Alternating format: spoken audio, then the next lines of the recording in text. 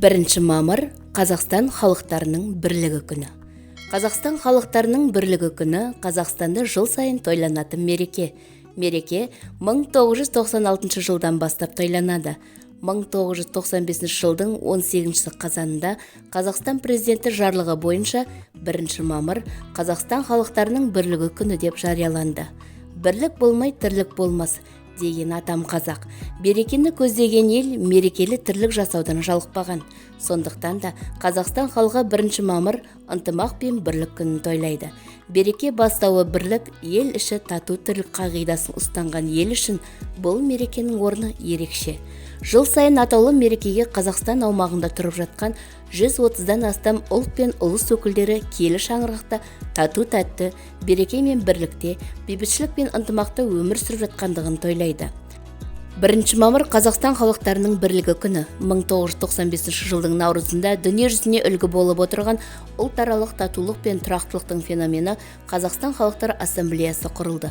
Бұл ешбір елде болмаған ерекше саяси маңызы зор құрылым. Ассамблея 365 мүшесі, 471-ден астам республикалық, өңірлік, облыстық, қалалық, ұлттық мәдени бірлестіктері 500-ге жуық кіші ассамблея мүшелерінің бастарын біріктіріп, біздің ортақ үйіміз Қазақстанда шынайы достықты қамтамасыз етіп келеді. Бүгінде достық атты бір шаңырақ астында шоғырланған әрбір ұлттық мәдени орталықтар мерекеде ән айтып, би билеп, жалпы халықтық мейрамда дәстүр мен салтқа толы түрлі көріністер көрсетіледі. Халықтың көңіл-күйін көтеру үшін түрлі спорттық жарыстар ұйымдастырылады. 1 мамыр Қазақстандағы 20 жылда құрған негізгі мереке. Бүгінде әрбір ұлтқа салт-дәстүрлерін жаңғыртуға, мәдениеті мен әдебиетін дамытуға, тілінің жетілуіне қамқорлық көрсетілуде. 1 мамыр мерекесі туралы қызықты мәліметтер. Өзара түсіністік, ұстамдылық, әртүрлі ұлттар өкілдерінің рухани және мәдени құндылықтарына құрметпен қарау әдебі барлық этностарға ортақ, жалпы халықтық идеалдар мен қасиеттерді қалыптастыруға әсер етті. Нәтижесінде әрбір ұлт конституциялық құқықтық заңнама негізінде өзіне тән этностық ерекшелігін сақтай отырып, Қазақстанның қоғамдық құрылымына үйлесті сіңісе білді.